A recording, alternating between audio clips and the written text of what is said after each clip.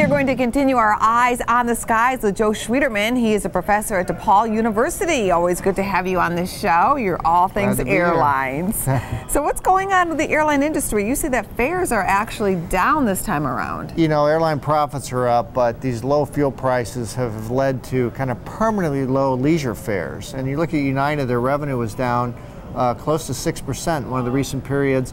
And they're filling up planes. That means the fares are being passed on to consumers, so it's a good time to be a flyer. Definitely a good time. Now, what do you think about delays? Because I know a lot of people are worried going into this heavy travel time that maybe the airlines will have the long lines in the airports again. What do you think? Yeah, well, it's a tough problem both on the tarmac because, you know, flight operations are up 4% by some measure. And that's led the boogeyman of delays, especially at the big airports like O'Hare in Chicago, LaGuardia, LAX. And that's led to some real dissatisfaction among some of the consumer groups that we're seeing airlines' approval ratings back down in the basement, which is odd given how low fares are. So there's a lot of pressure on that. And some airlines like Delta, of course, are so smarting from the outage, and they like to pride themselves as the on-time airline. So it's been a tough month. It has been. And what about the TSA situation? Has that been resolved enough?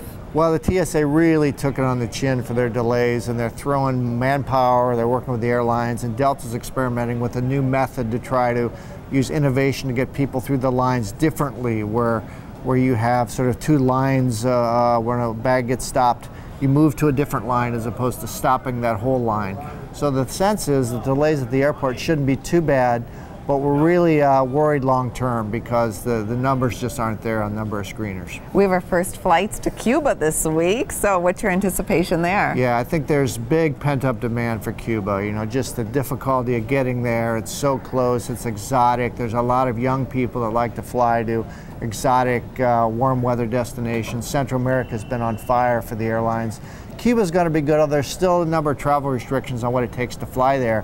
But boy, nonstop flight to Havana, you know, 2 hours from Chicago, 2.5, that's a powerful offering. And it was interesting that you said people are really looking to go to that location because I know the Kardashians took a trip, and that's usually a sign that everybody else is going to follow. You have to admit it. Yeah, the dollar's extremely strong, and of course it's some cachet going there because it's such a hard place to get to. And Cuba really needs the money, so they're rolling out the red carpet, but the facilities aren't there yet for people that want first-class amenities. Now, I know you can't give any stock advice, but we are a trading and investing show. So what do you see as the best airline right now? We'll couch it that way.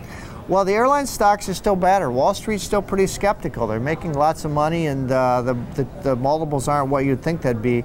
I think there's just a lot of optimism on the big three, United, American, and Delta, because their stocks have been so low. United in particular, Wall Street is starting to feel like they're getting some value from that merger with Continental years ago, but their stock price hasn't moved as a result of that. So I used to work there. I want to be partial, but it may be a bargain. Full disclosure. Thanks for coming on the show, Joe. Thank you.